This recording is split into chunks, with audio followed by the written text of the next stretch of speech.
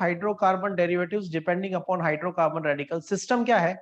सबसे simple system है, we have to simply write the name of hydrocarbon radical का नाम लिखेंगे और हाइड्रोकार्बन रेडिकल का नाम लिख के पीछे सफिक्स लगा देंगे name of the functional group, name of functional group.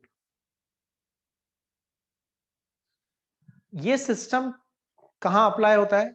Number 1, it is applicable on alcohol.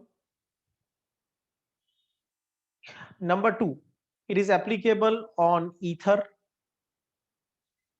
Number 3, it is applicable on amine. Number 4, it is applicable for ketone. Number 5, it is applicable for halides, chloride, fluoride, bromide, and iodide. Then it is applicable on cyanide, and next it is applicable on isocyanide. As we have already done the different type of hydrocarbon radical, तो अब आपको नया कुछ नहीं करना है, सिर्फ ये याद रखना है कि इन 7 फंक्शनल ग्रुप में ये वाला सिस्टम अप्लाई होता है। तो अगर मैं आपको लिख के देता हूं CH3, CH2, CH, CH3, ये एक रेडिकल है, ठीक है, और एक रेडिकल हमने ले लिया CH3, CH, CH3, ये दूसरा रेडिकल है। तो आपकी इतनी अच्छी प्रैक्टिस होनी चाहिए कि आप लेस देन 10 सेकंड में, आपको रादर लेस देन 5 सेकंड में, the moment you see the structure, आपको इनके नाम याद आ जाने चाहिए, ठीक है। फटाफट जल्दी से दोनों रेडिकल का नाम कौन बताएगा? Who will tell the name of both the radicals?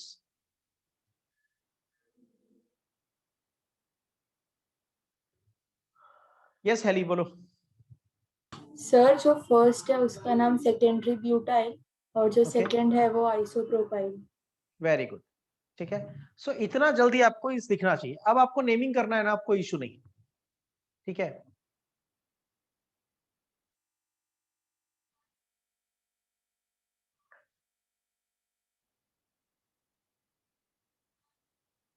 Now simple है, what I need to do is OH, NH2 और CN, Cl, Br। अब फटाफट से इसके नाम कौन बोलेगा? इन ये जितने कंपाउंड मैंने लिखे हैं सबके नाम कौन बोलेगा? जल्दी, या मेक बोलो।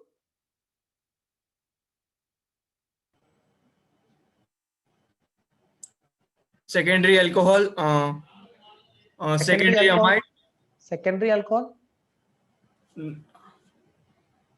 रेडिकल का नाम secondary butyl alcohol, yes. Next, secondary butyl amide, secondary butyl cyanide, secondary butyl chloride and secondary butyl bromide. That's it, इतना ही करना है। तो इसका मतलब मेहनत कहाँ होगी? जहां पे कॉमन नेम सिस्टम लर्न किए थे वहां मेहनत होगी, ठीक है। सॉरी, जहां पे रेडिकल्स लर्न किए थे वहां मेहनत होगी। अगर रेडिकल्स लर्न नहीं किए हैं तो ये नेमिंग नहीं कर सकते। रेडिकल्स लर्न कर रखे हैं तो इस नेमिंग में कुछ नया कंसेप्ट आपको लगाना नहीं है, ठीक है। Now this is one radical and this is other radical, ठीक है। So one radical is this one and the other radical is this one। ये दो radicals हैं, ठीक है। अब यहाँ पे हम एक बार अटैच कर देते हैं, let's say C double bond O। बोलो, give the name।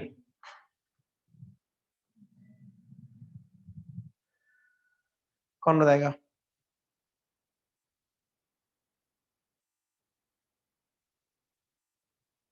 Yes Heli. Isopropyl methyl ketone. Simple, आपको फंक्शनल ग्रुप देखना है। कीटोन तो अब आपको देखने हैं रेडिकल्स। लेफ्ट साइड में रेडिकल है आइसोप्रोपाइल, इधर है मिथाइल। अल्फाबेटिकल ऑर्डर में लिखेंगे तो हो जाएगा आइसोप्रोपाइल मिथाइल कीटोन। क्लियर, समझ में आ गया? ठीक है, चलो लिखो structure. Secondary butyl isopropyl ether, secondary butyl isopropyl ether, secondary butyl isopropyl ether.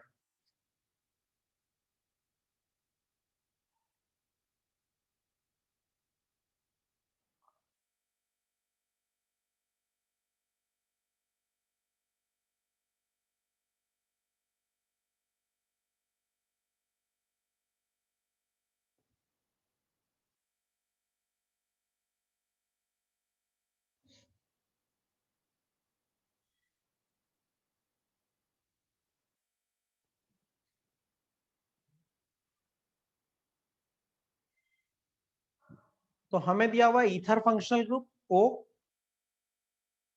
और हमें देना है सेकेंडरी ब्यूटाइल। ब्यूट का मतलब 4 कार्बन, और secondary butyl CH3 CH2 CH3 CH CH2 CH3। ये वाला जो रेडिकल है, इस रेडिकल को ध्यान से देखो, आई कीप इट हियर। इस रेडिकल को ध्यान से देखो, इसमें यहां से वैलेंसी फ्री है और टोटल 4 कार्बन है। 4 कार्बन है मतलब ब्यूट, वैलेंसी फ्री है इसलिए आइल, और 2 डिग्री कार्बन से वैलेंसी फ्री है इसलिए secondary butyl. Secondary butyl isopropyl, ये आइसोप्रोपाइल का स्ट्रक्चर है, तो नाम हो गया सेकेंडरी ब्यूटाइल आइसोप्रोपाइल ईथर। समझ में आ गया कंसेप्ट? इसका मतलब मेहनत कहां करनी है? Do you need to work hard on the common name? No. मेहनत कहां करनी है? रेडिकल्स में। ठीक है, रेडिकल्स और कहां काम आएंगे? पूरे आइसोमेरिज्म में रेडिकल्स बहुत अच्छे से काम में आने वाले हैं। रेडिकल्स बनाने की क्लासिकल प्रैक्टिस हमारे पास होनी चाहिए। ठीक है, अब हम बनाएंगे 5 कार्बन वाले रेडिकल्स। ठीक है, 4 कार्बन तक वाले रेडिकल्स तो आपने बना रखे। 5 कार्बन वाले रेडिकल कुछ क्लास पहले मैंने आपको एज एन होम असाइनमेंट दिए थे कि ट्राई करना। ठीक है, किसी ने किए थे क्या?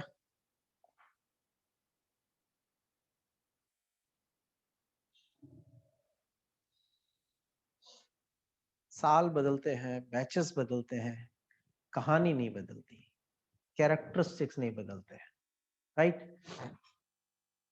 आप कह सकते हो कि कैरेक्टर्स बदलते हैं, कैरेक्टरिस्टिक्स नहीं बदलते। 5 कार्बन के radical, I think almost it's been more than 20 days. जब मैंने पहली बार आपको रेडिकल्स पढ़ाए थे, तब मैंने कहा था कि 5 कार्बन वाले रेडिकल्स प्रैक्टिस करना। और एक नंदिनी के अलावा और किसी ने हैंड रेज नहीं किया है कि दे हैव प्रैक्टिस। द्विजा, 2 लोगों ने प्रैक्टिस किए हैं। कितने रेडिकल्स बने द्विजा आपके?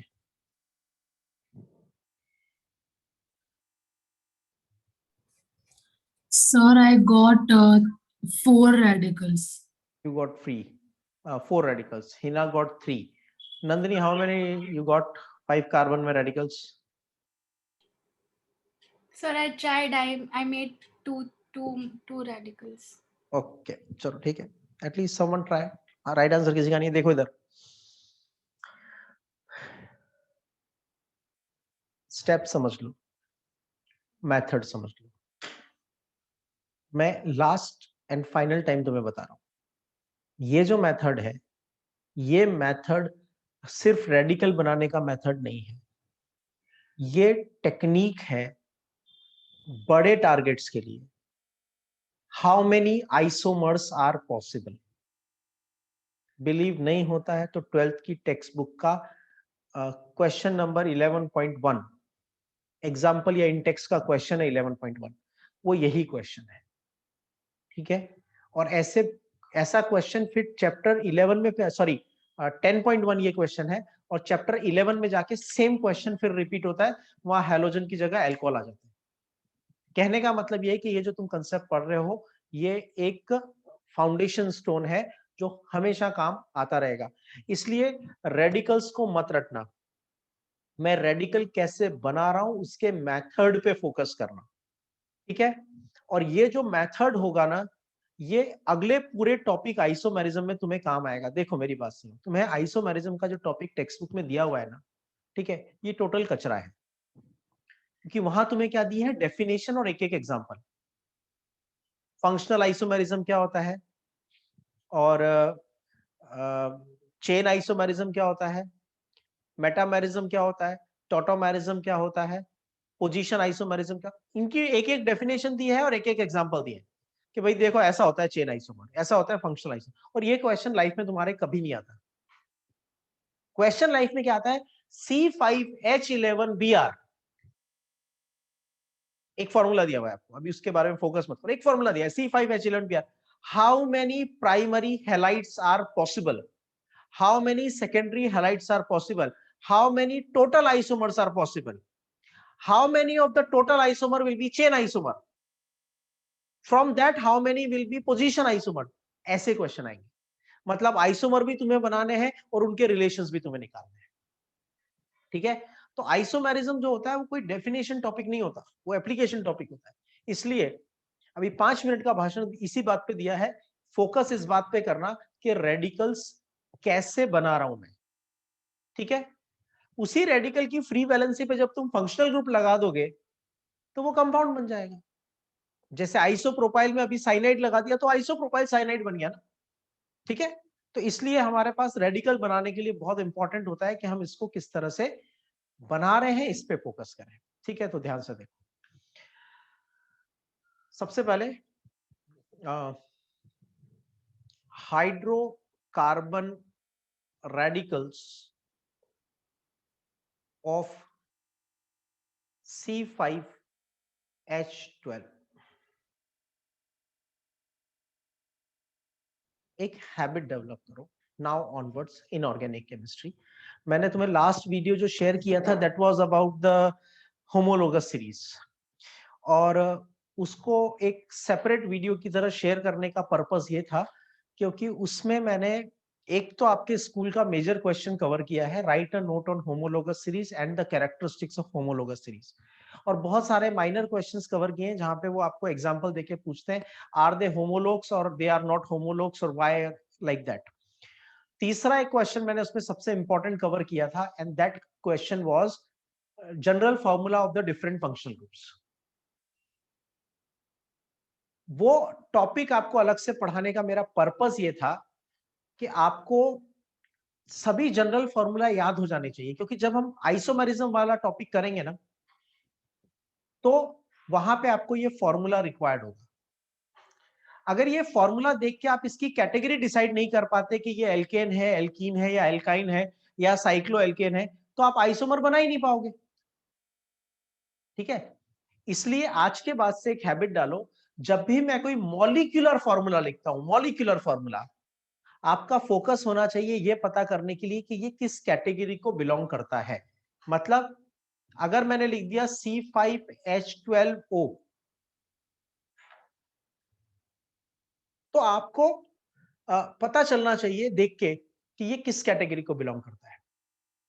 कैसे पता चलेगा, 5 और हाइड्रोजन है 12, तो 5 का डबल 10 और 2 मतलब CnH2n+2, और फिर क्या है O, मतलब इसका जनरल फॉर्मूला क्या हो गया, CnH2n+2O।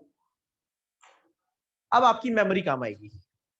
ये जनरल फॉर्मूला किस कैटेगरी को बिलोंग करता है, it belongs to alcohol and ether.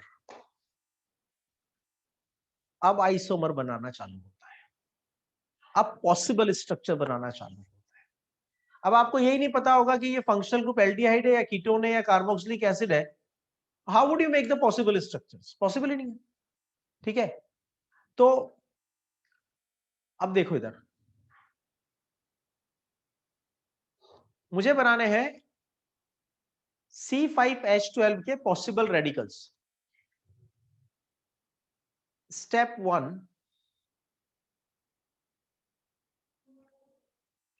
क्या होगी, make different structures based on principal carbon chain. तो पहला काम आपका ये होगा कि आप प्रिंसिपल कार्बन चेन के बेसिस पे कितनी स्ट्रक्चर्स बना सकते हैं, ये कंसेप्ट हमेशा एप्लीकेबल रहेगा। ठीक है, जैसे मैंने ऊपर आपसे कहा था C5H12O की पॉसिबल स्ट्रक्चर बनाओ, तो वहां पे भी यही लॉजिक लगेगा, वहां पे भी आप यही काम करोगे कि पहले 5 कार्बन के साथ आप कितनी डिफरेंट चेन्स बना सकते हो। तो इसमें कोई बहुत बड़ा रॉकेट साइंस नहीं है, सीधी बात है, एक चेन तो बन जाएगी जिसमें पूरे 5 कार्बन एक साथ हो जाएंगे, all 5 carbon in principal carbon chain. दूसरा ऑप्शन क्या होगा? दूसरा ऑप्शन होगा 4 carbon in the principal chain and 1 somewhere in the branch. ठीक है, और तीसरा ऑप्शन क्या होगा? 3 carbon in the principal carbon chain and 2 in the branch. ठीक है, तो हम बना देते हैं फटाफट से। तो 1 2 3 4 5 carbon chain, there is no branch. ठीक है, और एक में बनाता हूं 1 2 3 4 carbon chain and 1 in branch. ठीक है, और एक में बनाता हूं 3 carbon in a chain and 2 carbon atoms in branch. So we'll complete the valency. CH3, CH2, CH2, CH2, CH3. यहां पे CH3, CH, CH3, CH2, CH3, CH3, CH3, CH3 and CH3.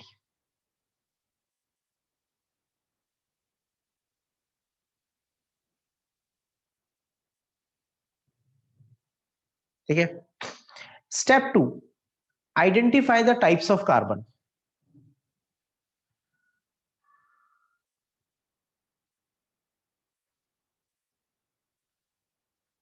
Identify types of carbon. देखो, ये 1 degree, ये 2 degree, ये 2 degree, ये 2 degree, ये 1 degree. यहां पे 1 degree, 3 degree, 1 degree, 2 degree, 1 degree, 1 degree, 1 degree, 1 degree and 1 degree, and this is. ठीक है, तो फटाफट से ये तीनों स्ट्रक्चर बना लो और इनमें डिग्री मेंशन कर लो, so that you will come to know कि तुम्हारे पास कितने टाइप के कार्बन एटम्स हैं। प्रीवियस स्लाइड नहीं दिखा रहा हूं क्योंकि उसमें 5 कार्बन की एक ही चेन है, उसमें क्या आप खुद बना लो 5 carbon chain and degree mention कर दो। उसके बाद इस स्लाइड में आपके पास है 4 carbon chain 1 in branch, 3 carbon chain 2 in branch and mention the degree. और उसके बाद आप लोगों को मुझे बताना है तीनों स्ट्रक्चर में इंडिविजुअली आपको कितने टाइप के कार्बन दिखते हैं। You have to tell me the types of carbon in each one of these structures. Okay, so देखो इधर, ये 1 डिग्री कार्बन है,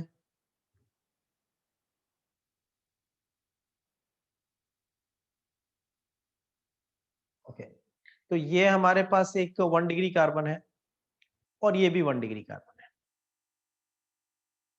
ये 2 डिग्री है, ये भी 2 डिग्री है और ये भी 2 डिग्री है।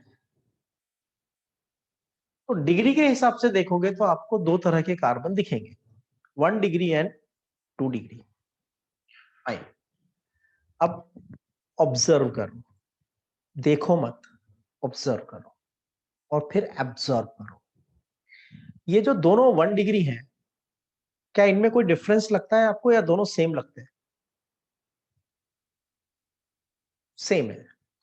CH3 एक टर्मिनल पे, दूसरे टर्मिनल पे CH3, और वो CH3 किससे अटैच है? 2 डिग्री से अटैच है, मतलब सेम है।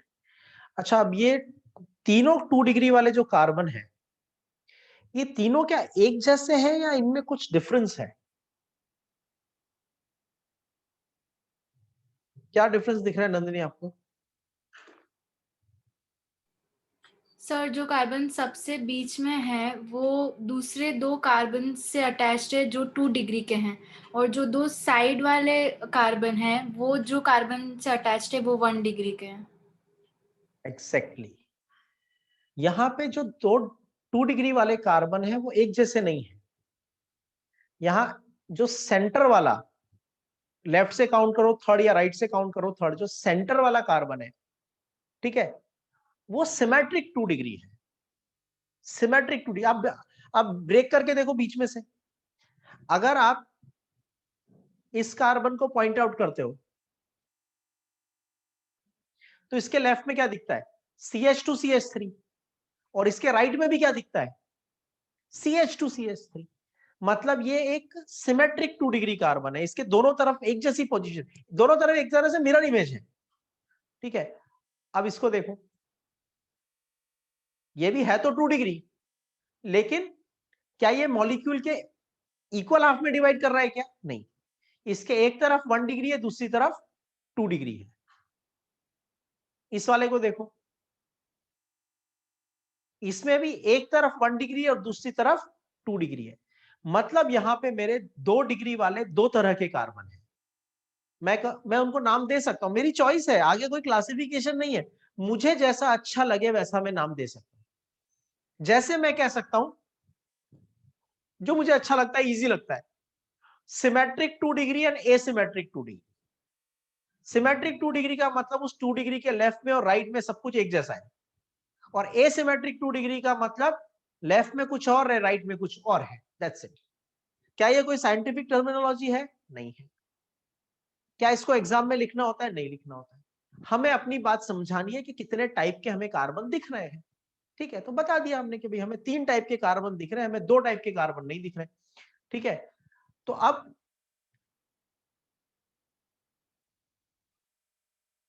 सिंपल लॉजिक हो जाएगा, अब आपके पास सिंपल लॉजिक हो जाएगा कि आपको जितने टाइप के कार्बन दिख रहे हैं आप उतने टाइप के रेडिकल्स बना दो।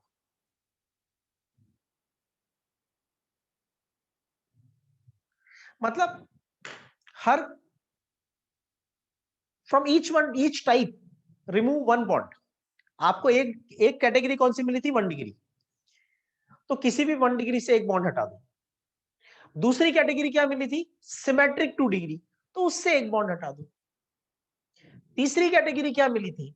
एसिमेट्रिक 2 डिग्री, तो उससे भी एक बॉन्ड हटा दो, तो 3 रेडिकल बन गए आपको, ठीक है। सो यहां से एक बॉन्ड फ्री कर दिया, फिर ये यहां से एक बॉन्ड फ्री कर दिया, और फिर यहां से भी एक बॉन्ड फ्री।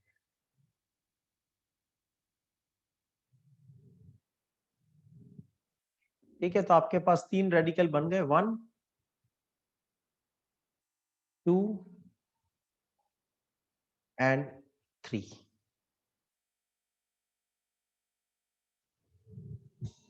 नेमिंग नहीं कर रहा हूं मैं आपका, क्योंकि अभी से नेमिंग करूंगा तो आप में से कुछ लोगों का मानसिक संतुलन खराब हो सकता है थोड़ी देर के लिए। तो just keeping your mental peace in the mind, I am not going to give them the names, right. So I am just writing the radicals.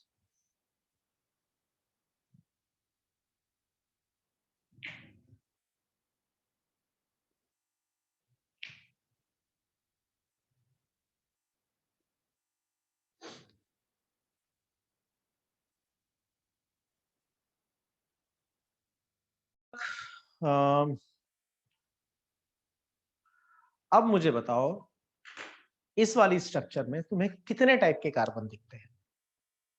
Yes है ना, बोलो। 4 टाइप के बताया आपने मुझे, कौन से हैं?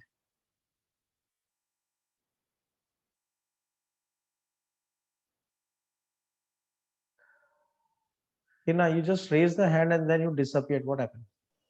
Sir, पहला हाँ. वो 1 degree carbon attached to 3 degree carbon, then Very good. 2 degree carbon, then 3 degree carbon, and then 1 degree carbon attached to 2 degree carbon. Excellent. तो यहाँ पे आपको दिख रहा है 2 डिग्री वाला तो एक ही है, तो वो तो एक 2 डिग्री हो गया। एक 3 डिग्री वाला दिख रहा है, दैट्स ऑल राइट। उसके बाद आपके पास 1 डिग्री 1 डिग्री 1 डिग्री वाले 3 कार्बन है, तो उसमें से एक 1 डिग्री ऐसा है जो 2 डिग्री से अटैच है, और 2 1 डिग्री ऐसे हैं जो 3 डिग्री से अटैच है। तो इसका मतलब आपके पास 4 तरह के कार्बन हैं यहाँ पे। तो 4 तरह के रेडिकल बना दो, 1 2 3 and 4।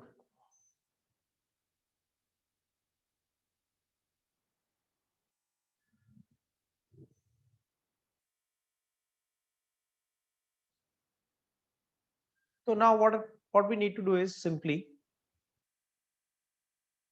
सभी से एक एक वैलेंसी फ्री कर दो, ठीक है। 1 डिग्री, ठीक है, ये 2 डिग्री, फिर ये 3 डिग्री, उसके बाद ये वाले जो 2 1 डिग्री हैं,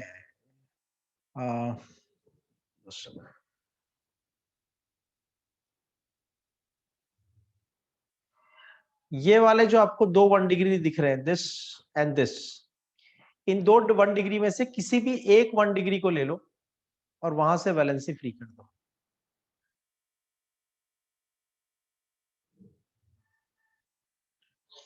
ठीक है, आगे समझ में। और अभी आप नेक्स्ट वाला जो है उसके रेडिकल्स भी बनाओ।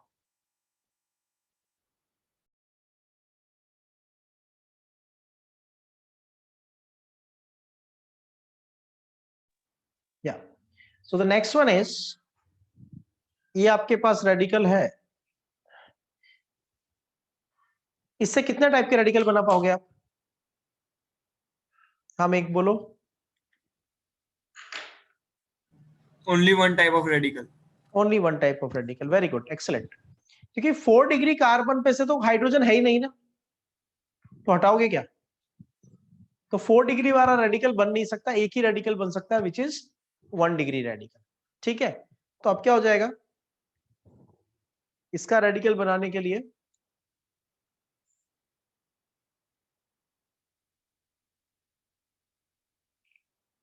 This,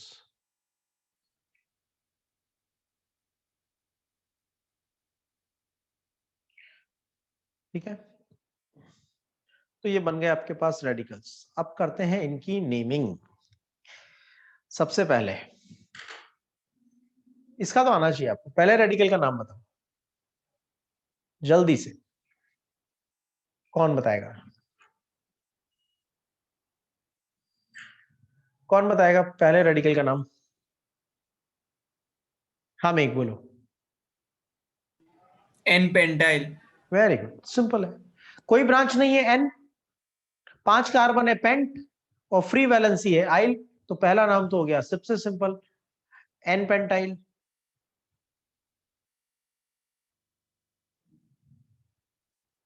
Somebody wants to tell me about the name of second and third probable names. Second और थर्ड रेडिकल का कोई प्रोबेबल नेम बताएगा? Make 2 minutes wait, let somebody else also try. Anshul, secondary pentyl, good. Anshul, ये secondary pentyl किसका बताया आपने, second का, third का, या दोनों का?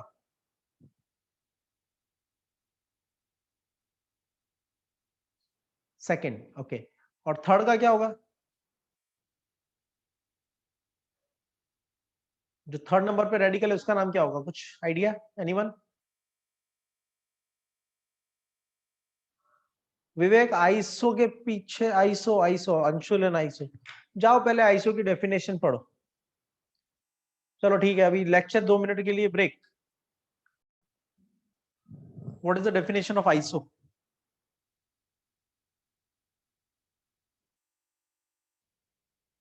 मिथाइल ब्रांच और सेकंड लास्ट कार्बन हेलिशा इज कॉल्ड आइसो। रेडिकल की नेमिंग का, नंबरिंग का रूल क्या होता है, कौन बताएगा? What is the rule for the numbering of the radical? जैसे हम प्रिंसिपल कार्बन चेन की नंबरिंग करते हैं, रेडिकल की नंबरिंग का क्या रूल होता है? यस नंदिनी बोलो। It starts from where the valency is free. It starts from where valency is free.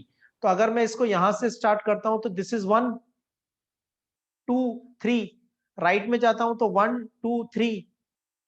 Second carbon पे किसको मिथाइल दिख रहा है? अंशुल, विवेक, कहाँ है बताओ मुझे, सेकंड कार्बन पे मिथाइल ग्रुप कहाँ है? राइट, आंख बंद करके देखो, खोल के देखो, मैग्नीफाइंग ग्लास से देखो, माइक्रोस्कोप से देखो, कैसे भी देख लो, कहीं पे भी मुझे तो मिथाइल ग्रुप नहीं दिख रहा। हाउ कैन आई से आइसो? बस मुझे एक नाम आता है आइसो तो मैं कहीं पे भी लगा दूंगा, ऐसा तो नहीं होता। ठीक है, कुछ नहीं समझ में आया तो आइसो लगा दो, ऐसा भी नहीं होता। Iso is one of the most precisely described situation. यहाँ आइसो जैसा कुछ मुझे दिखता नहीं है, इवन मिथाइल ब्रांच ही नहीं दिखती मुझे। सेकंड लास्ट कार्बन का तो कंफ्यूजन दूर का है। खैर, तो प्राइमरीली अगर हम देखते हैं तो ये भी 2 डिग्री कार्बन से वैलेंसी फ्री है, इसलिए इसको मैं बोलूंगा सेकेंडरी पेंटाइल। और ये भी 2 डिग्री कार्बन से फ्री है, इसलिए इसको बोलूंगा सेकेंडरी पेंटाइल। और यही हमारे लिए प्रॉब्लम हो गया। रेडिकल तो अलग अलग है, नाम दोनों के सेम आ रहे हैं, secondary pentyl and secondary pentyl. ठीक है, तो दोनों के नाम अलग अलग आ रहे हैं, दोनों का नाम अलग, सॉरी नाम सेम आ रहे हैं, नाम अलग आने चाहिए। अब हम कैसे डिस्टिंग्विश करेंगे? अगर मैं आपसे बोलूं सेकेंडरी पेंटाइल ड्रॉ करो, तो आप दोनों में से कोई सा भी ड्रॉ कर सकते हो।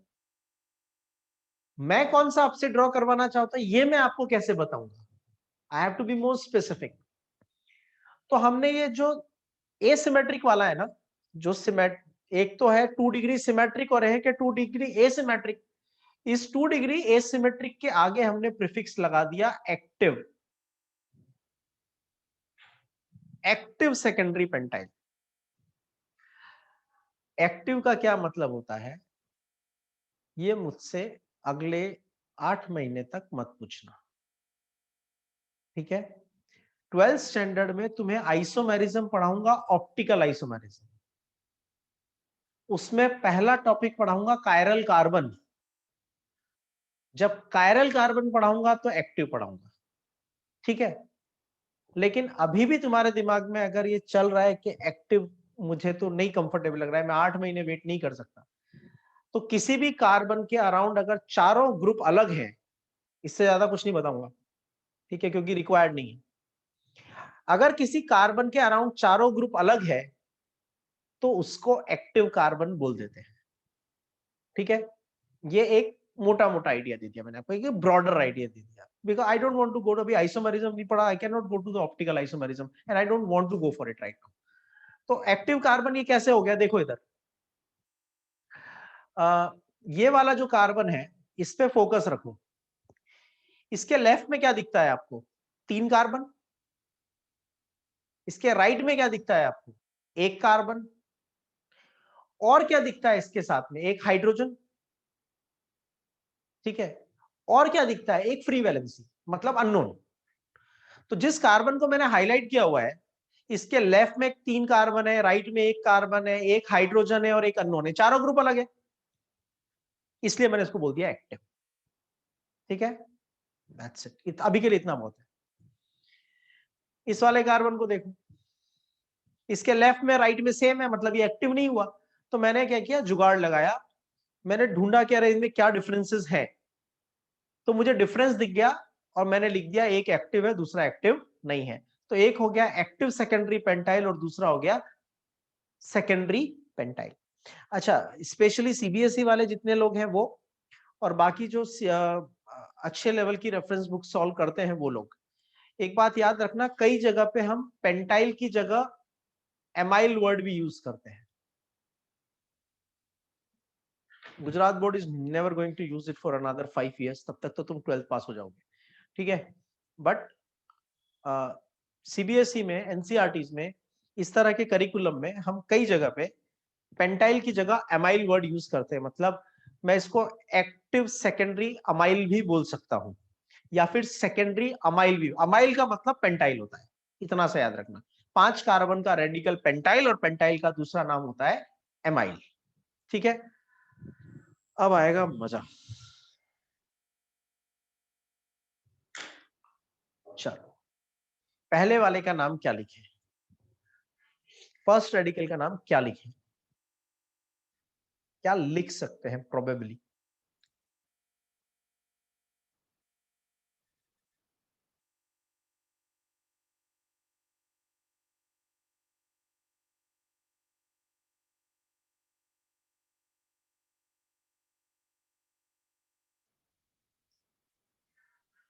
चलो, एनीवन, कोई बताएगा?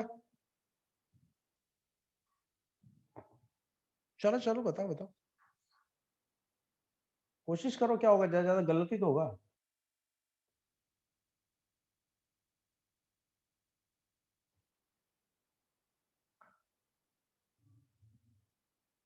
राइट आंसर मेघ। ये कार्बन जहां से वैलेंसी फ्री है, इससे काउंट स्टार्ट करो तो ये वाला कार्बन सेकंड लास्ट कार्बन होगा, और इस सेकंड लास्ट कार्बन पे ये ब्रांच है मिथाइल। जब आइसो दिखता है तो देखते नहीं हो, जब नहीं दिखता है तो आइसो को ढूंढते हो। ठीक है, भगवान थोड़ी है, आइसो ही तो है, डिफाइंड है। जब दिखता है तो देखना नहीं चाहते, नहीं दिखता है तो उसमें आइसो लगाना चाहते हो। कुछ भी हो जाए, मैं इसको आइसो बोलता हूँ, शायद तुक्का लग जाए। और जब आइसो होता है तो ट्राई नहीं करते कि आइसो, तो ये आइसो होगा। तो ये हो गया आइसो, और 5 कार्बन का रेडिकल है इसलिए बोल दिया पेंटाइल, आइसो पेंटाइल। चलो, ट्राई दिस वन।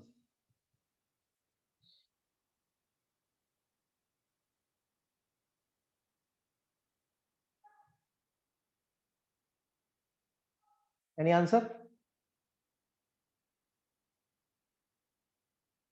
हेलिशा, गुड। ये कार्बन देखो, यहां से वैलेंसी फ्री है, मतलब फर्स्ट कार्बन हो गया। अगर ये फर्स्ट है तो ये सेकंड हो गया, और सेकंड पे मिथाइल ग्रुप अटैच है तो आइसो हो गया,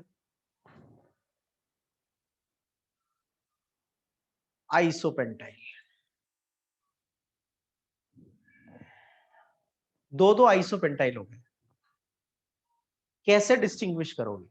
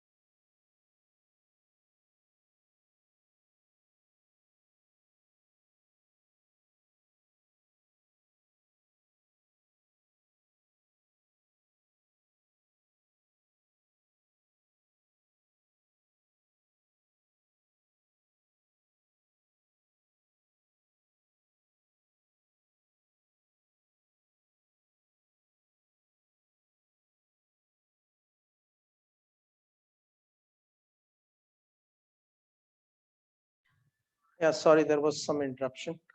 सो यहां पे हमारे पास केस बन जाता है सिंपल। ये वाला जो कार्बन है, इसके देखो लेफ्ट में क्या है, 3 कार्बन, राइट में क्या है, 1 कार्बन, और ग्रुप कौन सा है, हाइड्रोजन, और चौथा ग्रुप कौन सा है, अननोन। मतलब इस वाले कार्बन के चारों ग्रुप अलग हैं, तो मैंने इसको नाम दे दिया एक्टिव आइसोपेंटाइल। तो एक हो गया आइसोपेंटाइल और एक हो गया एक्टिव आइसोपेंटाइल। ठीक है, नेक्स्ट रेडिकल का नाम कौन बताएगा?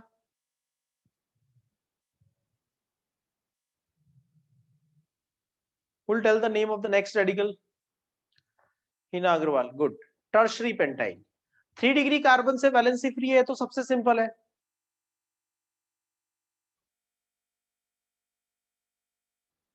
नाम हो जाएगा सीधा सीधा टर्शरी पेंटाइल। 3 डिग्री कार्बन से वैलेंसी फ्री है, tertiary pentyl.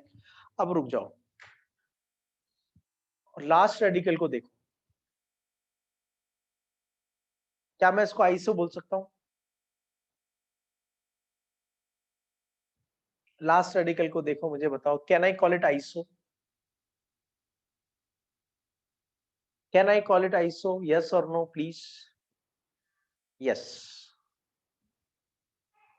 got a few answers in the chat box. Yes, yes. जहां वैलेंसी फ्री है उसके पास वाला कार्बन सेकंड कार्बन पे एक मिथाइल ग्रुप, सेकंड कार्बन पे एक मिथाइल ग्रुप, तो क्या हो गया? आइसो। अब अगर मैंने इसको आइसो बोला तो गड़बड़ हो जाएगी, क्योंकि आइसो नाम तो मैं पहले दे चुका हूं। ठीक है, तो अब मैं क्या करूं? मेरे पास कोई ऑल्टरनेटिव बचा नहीं है, कोई जुगाड़ बचा नहीं है। ठीक है, तो मैंने इसको नाम दे दिया एक्टिव पेंटाइल।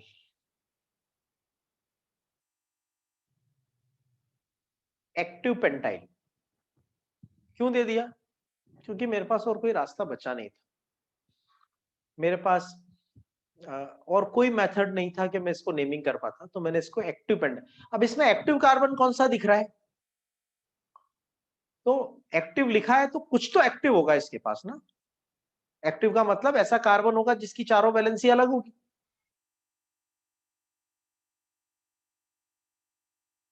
इस पे फोकस करो। इसके लेफ्ट में क्या है? CH2, फ्री वैलेंसी वाला CH2। इसके नीचे क्या है? CH3। और इसके साथ क्या अटैच है? एक हाइड्रोजन। और इसके साथ क्या अटैच है? CH2 CH3।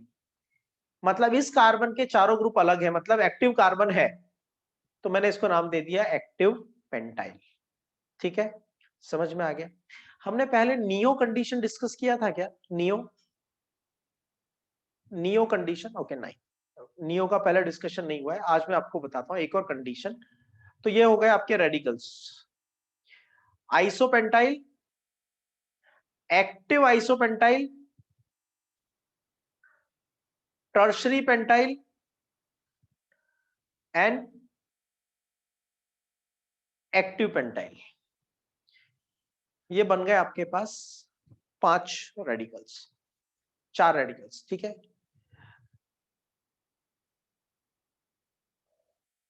जो मैंने नाम दिए इसके अलावा और कोई नाम नहीं दे सकते, तो प्लीज अपनी इमेजिनेशंस को होल्ड करो। जो दे सकते थे, जो कॉमन नेम में अलाउड था, वो मैंने दे दिया।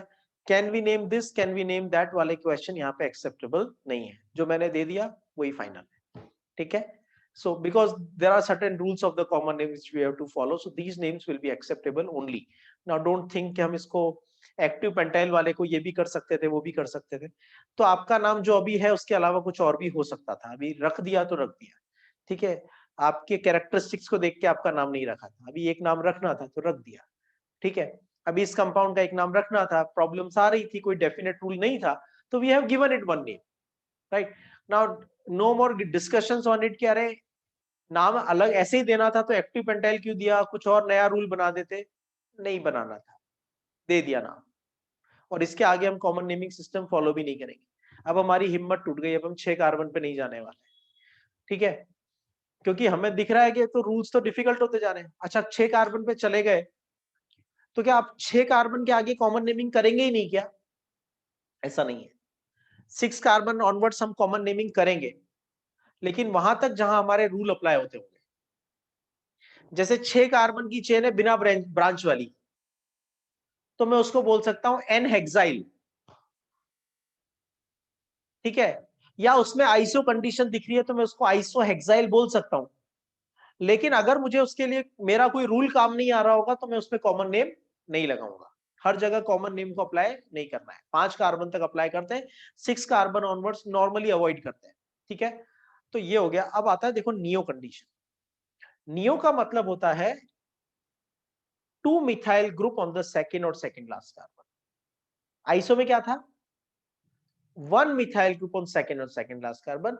नियो में है 2 मिथाइल ग्रुप ऑन सेकेंड और सेकेंड लास्ट कार्बन। मतलब ये कार्बन है 1 2 3, ये सेकेंड कार्बन है, यहां पे मैंने लगा दिया 2 मिथाइल ग्रुप।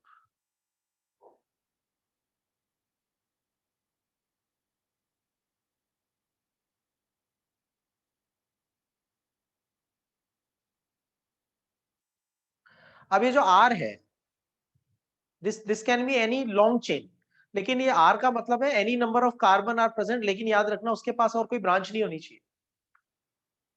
पूरी स्ट्रक्चर में 2 ही ब्रांच अलाउड है, कौन सी? मिथाइल, और वो भी कहां होनी चाहिए?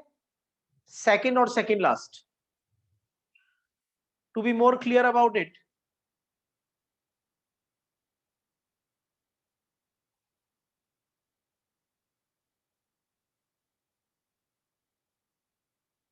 देखो ये सेकंड लास्ट, जिनको सर्कल किया उसमें से एक सेकंड है तो दूसरा क्या हो जाएगा? सेकंड लास्ट हो जाएगा। एक सेकंड है तो दूसरा क्या हो जाएगा? सेकंड लास्ट हो जाएगा। एग्रीड? दोनों पे मिथाइल ग्रुप है, तो क्या इसको नियो बोल सकते हैं? नहीं, दोनों मिथाइल ग्रुप एक साथ होने चाहिए, या तो दोनों सेकंड पे हो या दोनों के दोनों सेकंड लास्ट पे हो, तब नियो बोल सकते हैं। ठीक है, तो ये देखो, ये फ्री वैलेंसी वाला कार्बन और ये फ्री वैलेंसी के पास वाला कार्बन, और इस पे 2 मिथाइल ग्रुप है, तो नाम क्या हो जाएगा?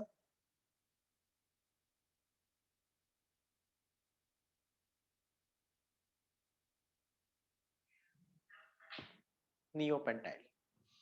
ठीक है, समझ में आ गई बात?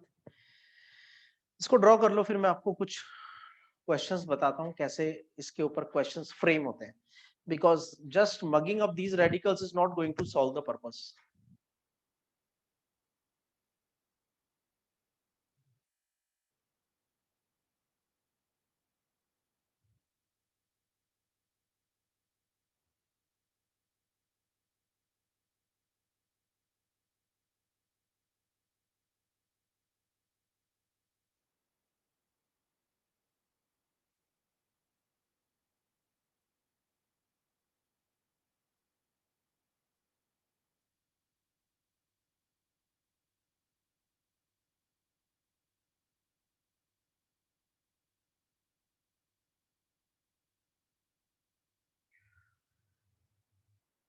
ओके, तो देखो इधर,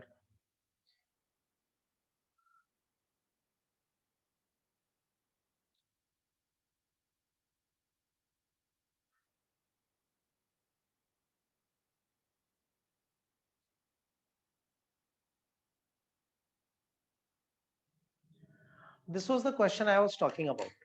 12th स्टैंडर्ड की टेक्स्ट बुक का क्वेश्चन है, 10.1 है। क्वेश्चन क्या है? Draw the structure of all 8 isomers that have the molecular formula C5H11Br. Name each isomer according to the IUPAC name system. Classify them as primary, secondary and tertiary. अब जितने radical आपने बनाए हैं 8 radical, उन सब में ब्रोमीन लगा दो। जहां जहां लगा मत देना, मतलब वो स्ट्रक्चर आपकी, आई एम सेइंग इमेजिनरी। आपने अभी 8 स्ट्रक्चर बनाई है, एक बनाया n pentyl, active secondary pentyl, देखते जाओ नोटबुक में। पहले बनाया एन पेंटाइल, फिर क्या बनाया? एक्टिव सेकेंडरी पेंटाइल, फिर क्या बनाया? सेकेंडरी पेंटाइल, फिर क्या बनाया? Isopentyl, active isopentyl, tertiary pentyl, active pentyl, और लास्ट में नियोपेंटाइल। अब इन सबके पीछे ब्रोमीन लगा, 8 कंपाउंड बन गए। N pentyl bromide, active secondary pentyl bromide, secondary pentyl bromide, right? Isopentyl bromide, active isopentyl bromide, tertiary pentyl bromide, active pentyl bromide, neopentyl bromide. 8 बन गए। अब इनकी डिग्री बतानी है, 1 डिग्री, 2 डिग्री, 3 डिग्री आपको ऑलरेडी लिखा हुआ दिख रहा है। ठीक है, डिग्री भी दिख रही है, आईयूपैक नेम आपको आता है। This question is over. यही क्वेश्चन चैप्टर 11 में है, वहां पे Br की जगह OH लिखा हुआ है। ठीक है, यही क्वेश्चन एनसीईआरटी के कुछ क्वेश्चन पेपर्स में है। अब मैं क्वेश्चन को थोड़ा ट्विस्ट करता हूं, ध्यान से सुनना। पेंटेन, पेंटेन का मॉलिक्यूलर फॉर्मूला क्या होगा? C5H12, पेंटेन का मॉलिक्यूलर फॉर्मूला क्या होगा? CnH2n+2, C5H12। ओके, तो मैं आपसे बोलता हूं पेंटेन का मोनोक्लोरिनेशन करना है। सुन के अच्छा लगा वर्ड? बढ़िया लगता है, साइंटिफिक हैवी वर्ड है। मोनोक्लोरिनेशन, मोनो का मतलब एक, क्लोरिनेशन का मतलब क्लोरीन लगाओ। पेंटेन का मोनोक्लोरिनेशन करना है, क्लोरीन लगाओ। How many products you will get? Question वही, आंसर यही, लैंग्वेज बदल दी। C5H11Cl नहीं लिखा, उन्होंने कहा C5H12 है, उसमें क्लोरीन लगाओ। अभी डायरेक्ट तो लगेगी नहीं, हाइड्रोजन हटके लगेगी ना, तो C5H12 का बन जाएगा C5H11 और ब्रोमीन लगा देंगे। समझ में आ रहा है? अगर सब लोग कैमरास ऑन करेंगे तो एक दो अच्छे क्वेश्चन और कराऊंगा, otherwise I am going for the next topic. I'll count 5. अगर कुछ अच्छे कैमरास ऑन हुए, I got more interaction, then I'll give more questions.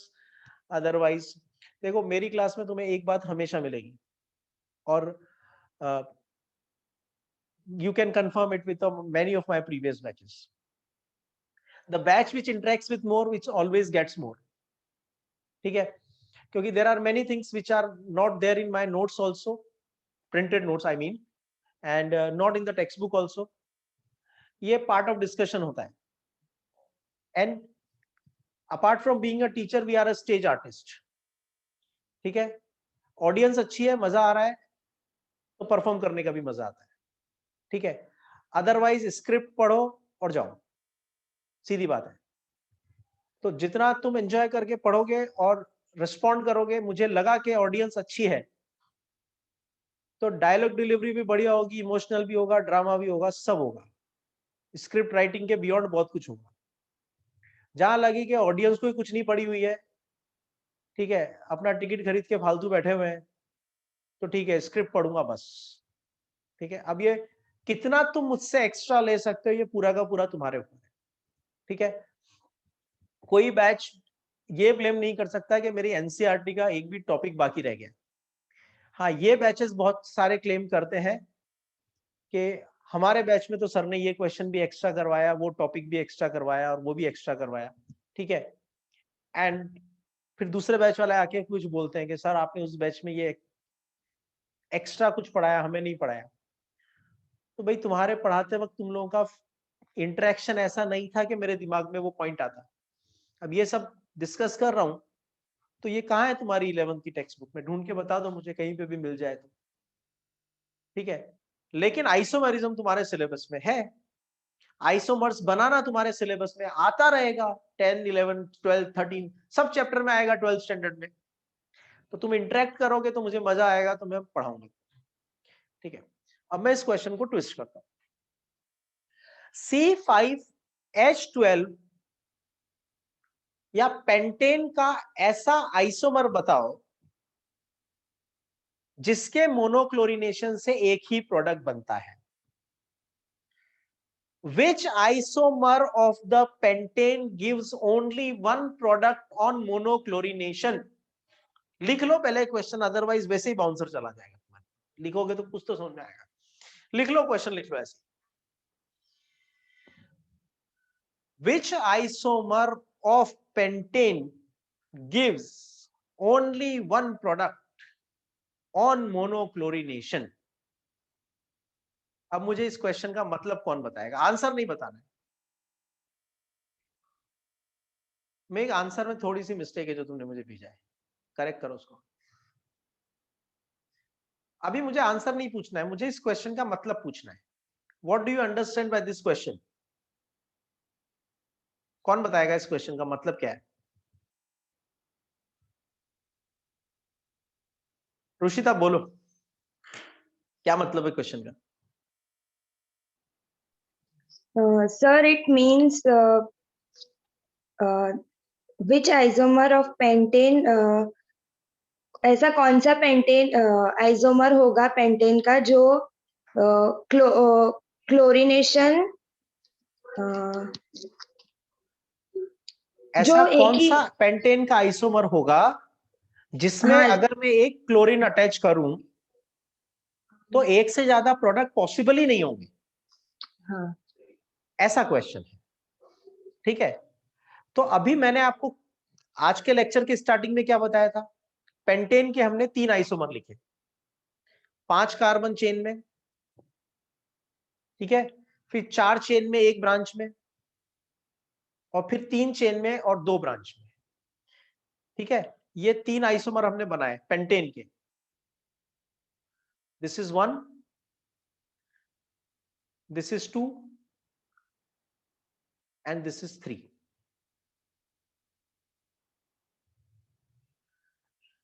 अब तुम मुझे बताओ, 3 आइसोमर पता चल गए, 5 कार्बन वाली चेन, 4 कार्बन की चेन 1 ब्रांच, और 3 कार्बन की चेन 2 ब्रांच। पहले वाला जो आइसोमर है उससे 3 प्रोडक्ट बनते हैं, दूसरे वाले आइसोमर से 4 प्रोडक्ट बनते हैं, और आखिरी वाले आइसोमर से एक ही प्रोडक्ट बनता है, क्योंकि उसमें सभी कार्बन एक ही टाइप के हैं। देखो, मैं तुम्हें ये सब क्यों करवा रहा हूं? ये क्वेश्चन 12th में भी आते हैं, 11th में भी आते हैं, 12th में भी आते हैं। 11th स्कूल एग्जाम में आते हैं नहीं, इतनी मेहनत कोई नहीं करता, क्योंकि अगर उनको स्कूल एग्जाम में ये पूछना है तो ये पढ़ाना भी पड़ेगा। ठीक है, तो वो तो छोड़ दो बात, we are not going for that. मैं आपको एक प्रैक्टिकल प्रॉब्लम बता रहा हूं। ये सभी क्वेश्चन 12th में तो बहुत फ्रिक्वेंटली आते ही हैं।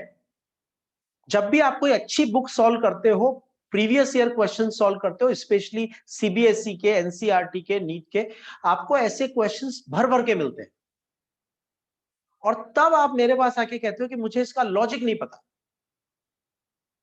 और तब मैं चाह के भी आपको इतनी सारी चीज पूरी दोबारा नहीं पढ़ा सकता in a response of a one question,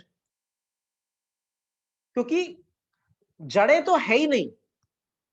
उस बच्चे को पता ही नहीं कॉमन नेम क्या होता है, रेडिकल क्या होता है, कितने टाइप के कार्बन होते हैं, स्टेप बाय स्टेप क्या होता है। अब वो रनिंग क्लास में एक क्वेश्चन लेके मेरे पास आया है, सर ये मुझे क्वेश्चन नहीं आता। अब उस एक क्वेश्चन के रेस्पॉन्स में जब मैं उससे पूछता हूं, do you know how to make radicals, do you know what is how to classify the radicals based on the degree of carbon, do you know the entire common name system, their response is no. अब एक question के response में उसको पूरा common name नहीं पढ़ा सकता, then I have to give him reference कि पहले जाओ मेरे कॉमन नेम के वीडियोस कंप्लीट करो, रेडिकल्स के वीडियो कंप्लीट करो, तब इस क्वेश्चन को आंसर करो। तो तुम इस ट्रैप में ना फंसो। उसके लिए हमें चैप्टर 12th ऑर्गेनिक केमिस्ट्री का एक एक स्टेप इतना स्ट्रॉन्ग फाउंडेशन के साथ आगे बढ़ना है कि जब मैं आपसे 12th में कहूं कि ये रेफरेंस मैंने 11th से लिया है, तो आपको कोई डिस्कंफर्ट नहीं होना चाहिए। मैं आपको प्रूफ दे रहा हूं, ये टॉपिक 12th का नहीं है, 11th का टॉपिक है, लेकिन इसका टॉपिक और इसका एक्सप्लेनेशन क्या 12th की टेक्स्ट बुक में है? बिल्कुल नहीं है। टेक्स्ट बुक का पहला इंटेक्स्ट क्वेश्चन और उसका एक्सप्लेनेशन 12th की टेक्स्ट बुक में नहीं है, और ऐसे आगे जाके बहुत सारे क्वेश्चन। ठीक है, तो ये हो गया कॉमन नेम सिस्टम के। अब ये जो रेडिकल्स मैंने आपको पढ़ाए, मैंने आपको कौन से रेडिकल्स पढ़ाए? 1 कार्बन वाले रेडिकल, 2 कार्बन वाले रेडिकल, 3 कार्बन वाले रेडिकल, 4 कार्बन वाले रेडिकल, और 5 कार्बन वाले रेडिकल। और इन सब में मैंने आपको कोई ना कोई लॉजिक लगा के बताया।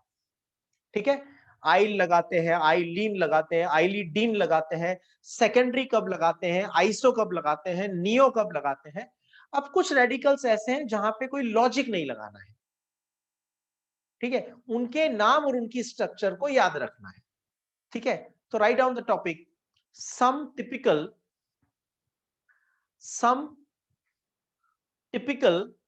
Hydrocarbon radicals.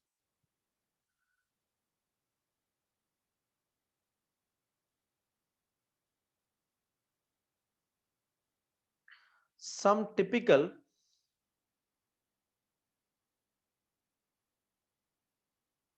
Hydrocarbon radicals.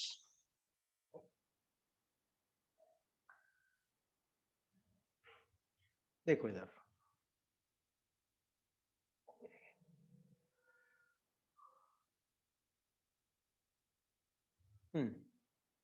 CH2 double bond CH। Ethene में से एक बॉन्ड फ्री किया है, दिस वाज इथीन।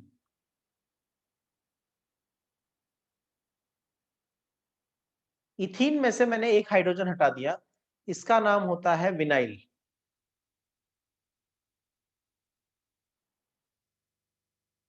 ठीक है, CH2 double bond CH bond CH2। इस सेकंड वाले रेडिकल को थोड़ा ध्यान से देखो, 3 कार्बन है, डबल बॉन्ड है, लेकिन डबल बॉन्डेड वाले कार्बन से वैलेंसी फ्री नहीं है, डबल बॉन्ड के पास वाले कार्बन से वैलेंसी फ्री है। वैलेंसी कहां से फ्री है? डबल बॉन्ड के पास वाले कार्बन से वैलेंसी फ्री है। ठीक है, ये डबल बॉन्ड वाला कार्बन और इसके पास वाले कार्बन से वैलेंसी फ्री है, इसको बोलते हैं एलाइल। एलाइल और विनाइल के बिना तुम्हारा 12th में और 11th में काम नहीं चलेगा।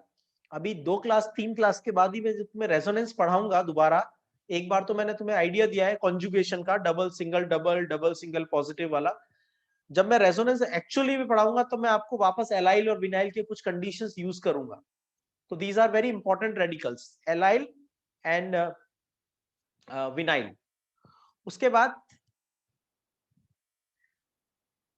नेक्स्ट इंपॉर्टेंट रेडिकल है CH triple bond C bond CH2। This radical is known as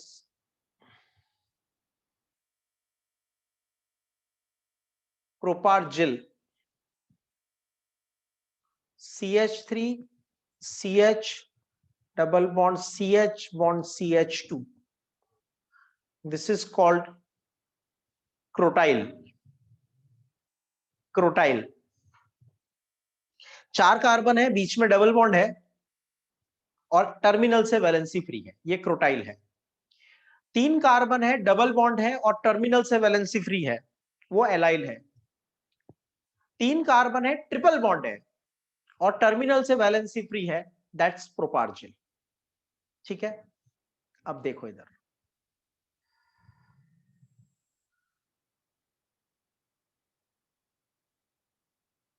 ये हमारे पास है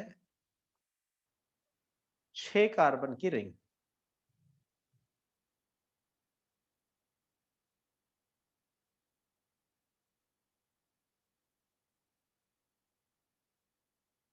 ये है 3 ऑल्टरनेट डबल बॉन्ड।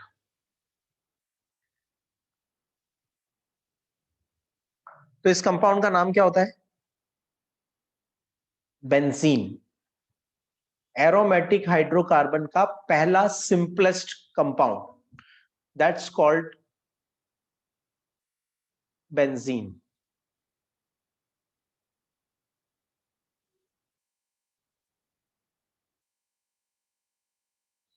अब एक काम करते हैं,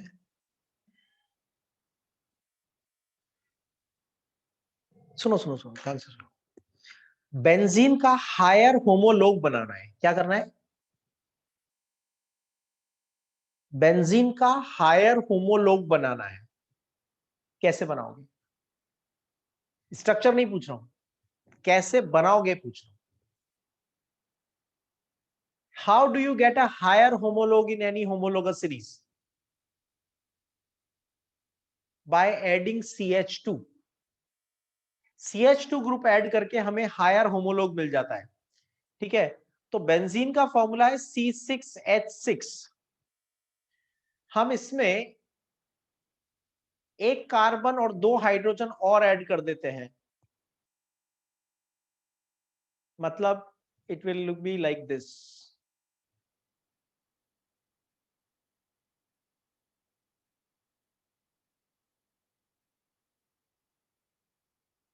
ये जो बेंजीन का हायर होमोलोग बनता है, इसका नाम होता है टोल्यूइन। टोल्यूइन, इसको आप मिथाइल बेंजीन भी बोल सकते हो। आप इसको मिथाइल बेंजीन भी बोल सकते हो। बेंजीन वैसे एक कॉमन नेम है, आप लोग थोड़ा आगे के लेक्चर में कॉशियस रहना। मैं एरोमेटिक नेमिंग धीरे धीरे धीरे धीरे खत्म कर दूंगा थ्रू एग्जांपल्स, और फिर एक बार में एक छोटा लेक्चर लेके आपको बता दूंगा कि ये सब कंपाउंड हम ऑलरेडी कर चुके हैं।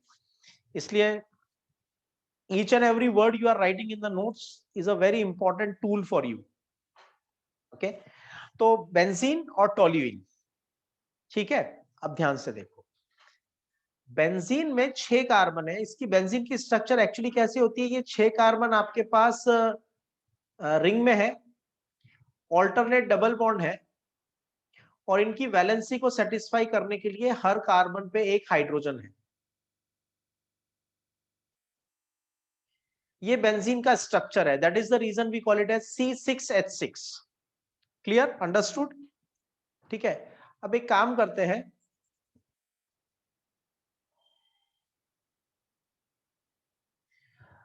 इसमें से एक हाइड्रोजन हटा देते हैं।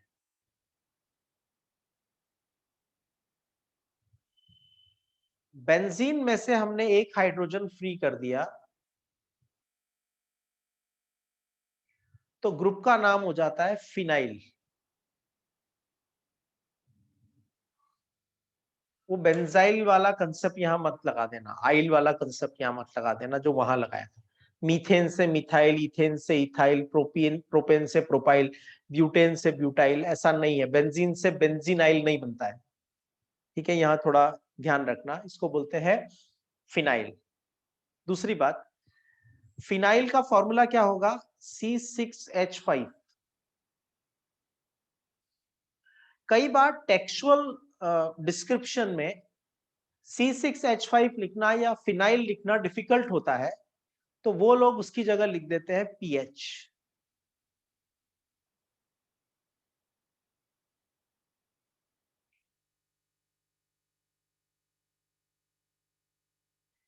तो कई केमिकल फॉर्मूला में आपको इस तरह से कैपिटल P स्मॉल h लिखा हुआ मिलेगा, उसका मतलब है benzene ring with free valency, मतलब वहां पे फिनाइल ग्रुप प्रेजेंट है, ठीक है। तो this is PH, free valency is a phenyl group. Clear? Now इसको इस तरह से भी शो कर सकते हैं, one of the rarest case, जो 5 बना देते हैं केमिकल फॉर्मूला में। केमिकल फॉर्मूला में 5 बना दिया, इसका मतलब we are talking about phenyl. but majority of you will not come any question along with where the phi is being represented, क्योंकि उसके लिए बहुत ज्यादा क्वेश्चन प्रैक्टिस करनी पड़ती है। जब आप बहुत ज्यादा क्वेश्चन प्रैक्टिस करते हो तो इस तरह की स्पेशल कंडीशंस आपने को देखने को मिलती है। तो ये हो गया फिनाइल। अब देखो इधर ध्यान से, ये वाला जो कंपाउंड है, इसमें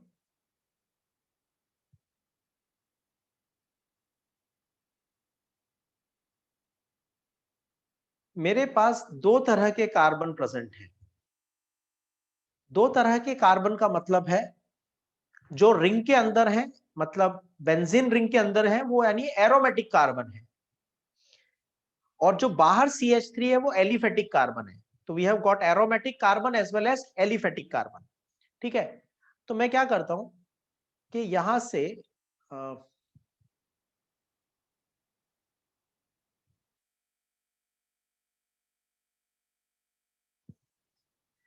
एलिफेटिक कार्बन से हाइड्रोजन को रिमूव करता हूं। 1 hydrogen removed, 2 hydrogen removed and 3 hydrogen removed. 1 hydrogen removed, 2 hydrogen removed and 3 hydrogen removed. इनका नाम होता है बेंजाइल, बेंजल, बेंजो। जैसे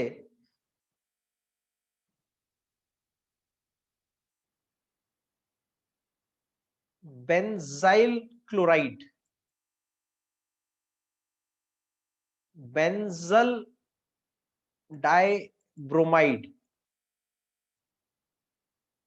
बेंजो ट्राई आयोडाइड। तो बेंजाइल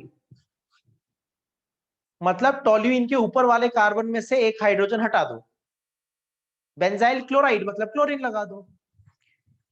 बेंजल डायब्रोमाइड, बेंजल तो बाहर वाले कार्बन पे 2 वैलेंसी फ्री है, बेंजल। डायब्रोमाइड दोनों पे ब्रोमीन लगा दो।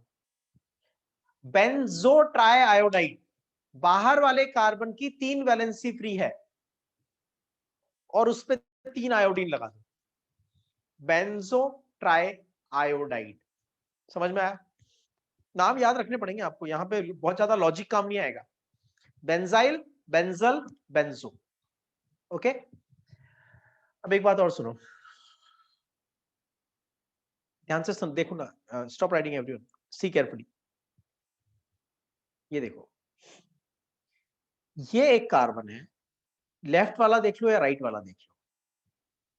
मैं इनको नंबर कर देता हूं फॉर द कन्वीनियंस, 1 1 2 2 एंड 3। जिनको मैंने 1 1 नंबर दिया है ना, मेरा कहने का 1 1 से मेरा मतलब है वो एडजेसेंट वाले हैं, मिथाइल के एडजेसेंट, जस्ट बाजू वाले, नेबर्स। ठीक है, उसके बाद जिनको 2 नंबर दिया है उनसे मेरा मतलब है ऑल्टरनेट, एक घर छोड़ के पास वाले। और जिसको 3 नंबर दिया है वो आपके घर के सामने वाला, just opposite to you. Okay, तीसरा नेबर नहीं, नॉट थर्ड नेबर, आपके सामने वाला। तो आपके घर के आजू बाजू वाले वो ऑर्थो हैं। क्या है? ऑर्थो, दोनों तरफ। फिर आपके घर के दोनों तरफ ऑल्टरनेट नेबर्स जो हैं वो मेटा नेबर्स हैं, राइट? अब आप ऐसे याद रखना, आपके बाजू में रहते हैं ना ऑर्थो शाह साहब और ortho Patel, ortho Shah, ortho Patel. ठीक है, फिर मेटा शाह, मेटा पटेल। ठीक है, और फिर पैरा में सामने जो भी रहता है अकॉर्डिंगली यू कैन रिमेम्बर। ठीक है, पैरा पंड्या। ठीक है, तो इस तरह से ये एक्चुअली देखो क्या होता है, बड़ा अजीब सी बात है, पर मैंने कुछ लोगों को देखा 12th तक आ जाते हैं, उनसे पूछो ऑर्थो क्या है, उनसे पूछो ये ऑर्थो है क्या, तो कहते नहीं, ऑर्थो ऐसे होता है, एक ऊपर एक साइड में। ये ऑर्थो ऐसे ऐसे नहीं होता, ऑर्थो नेबर होते हैं, है ना नेबर दोनों जो मैंने ड्रॉ किया इसमें, तो ये ऑर्थो है। ऑर्थो का मतलब नेबर, मेटा का मतलब ऑल्टरनेट नेबर। तो मुझे मेटा बनाना है तो ऐसा थोड़ी है कि मैं मेटा हमेशा ऐसे ही बनाऊंगा।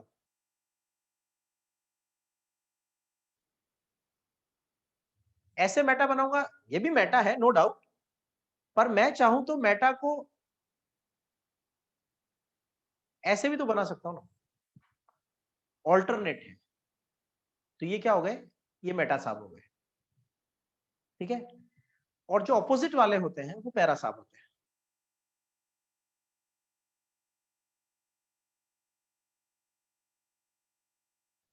ऑपोजिट है, पैरा हो गए। ठीक है, तो मैं एक, अब देखो मेरे पास सीधे सीधे 3 ऑप्शन मुझे दिख रहे हैं इसमें, कि मिथाइल तो जहां है वहीं रहेगा, मुझे बेंजीन रिंग से हाइड्रोजन हटाना है। कहां से हटाना है? बेंजीन रिंग से। तो I may remove from any of my neighbour, अब वो शाह हो या पटेल हो, ऑर्थो है ना, तो वहां से हटा सकता हूं। ठीक है, फिर मेटा वालों से हटा सकता हूं, एक ही बात है, किसी भी एक मेटा को यूज कर लो। और एक ऑप्शन क्या हो सकता है? पैरा से हटा सकता हूं। तो मैं 3 बना लेता हूं, पहले आपके लिए यहाँ पे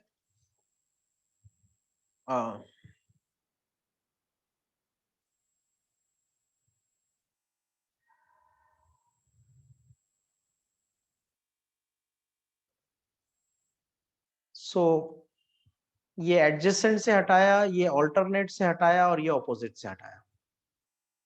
ठीक है, अब जब टोल्यूइन में रिंग वाले कार्बन से हाइड्रोजन रिमूव करते हैं, when hydrogen is removed from carbon of ring in toluene, we call it as toluene. क्या बोलते हैं इसको? टोलाइल. अब neighbour tolyl, alternate tolyl, opposite tolyl. Neighbour tolyl, alternate neighbour tolyl and opposite tolyl. Neighbour को क्या बोलते हो तुम? ऑर्थो. ऑल्टरनेट नेबर को क्या बोलते हो? मेटा. ऑपोजिट नेबर को क्या बोलते हो? पैरा. तो नाम हो गया ऑर्थोटोलाइल, मेटाटोलाइल एंड पैराटोलाइल. ऑर्थोटोलाइल, मेटाटोलाइल एंड पैराटोलाइल. ऑर्थोटोलाइल, मेटाटोलाइल, पैराटोलाइल. अब देखो ये हमारे रेडिकल्स खत्म हो गए, मतलब टोटल 7 फंक्शनल ग्रुप्स के कॉमन नेम खत्म हो गए हैं. ठीक है. Tomorrow evening again at 7 there will be the class. ठीक है, जिसमें हम इस पोर्शन को कंटिन्यू करके कल कॉमन नेम सिस्टम को खत्म कर देंगे, so that from day after tomorrow we can start with that tomorrow is Saturday, so tomorrow Saturday evening you'll be having class. Sunday morning also I'll be keeping a class around 8 o'clock. No, sorry, 7:30. Sunday morning early 7:30 I'll keep a class. So there I'll discuss about the isomerism, and by tomorrow afternoon you will be getting the thermodynamic lecture also. Thermodynamics के जो lectures है वो upload हो गए थे, पर कुछ technical issue आया तो वो लाइव नहीं हो पाए. तो प्रोबेबली कल तक मैं इशू रिजॉल्व कर दूंगा. तो थर्मोडायनेमिक्स का जो पैरेलल वीडियोस है, क्योंकि आप आई थिंक 19 मार्च और 15 मार्च ऑनवर्ड्स आप लोगों के कुछ एग्जाम है जिसमें थर्मोडायनेमिक्स भी आ रहा है. ठीक है, तो आप पैरेलली इसमें थर्मोडायनेमिक्स के वीडियोस देखना स्टार्ट करो. जहां तक थर्मोडायनेमिक्स हो गया है, यानी फर्स्ट लॉ कंप्लीट हो गया है. अभी फर्स्ट लॉ की हियर संडे जल्दी है, तो संडे जल्दी तुम्हारे लिए भी है. ठीक है, और मेरे लिए भी है. तो इट्स नॉट दैट कि तुम्हें उठना पड़ेगा और मैं सोता रहूंगा. ठीक है, संडे को सुबह जल्दी क्लास है तो तुम्हें भी उठना पड़ेगा, मुझे भी उठना पड़ेगा. And 7:30 is not so early. ठीक है, और हाँ, कुछ लोगों के एग्जाम 1 मार्च से, कुछ के 3 मार्च से, कुछ के 15 मार्च से, कुछ के 19 मार्च से. We can not match up with everyone. 11th का एग्जाम है, जितना बेस्ट करके दे सकते हो देर. बाकी हम कंप्लीट कर रहे हैं पोर्शन को. सो ऑर्गेनिक अगर वीक रह गया तो देखो, मैंने आपको एक चीज बता दूं आपको, जस्ट 2 मिनट्स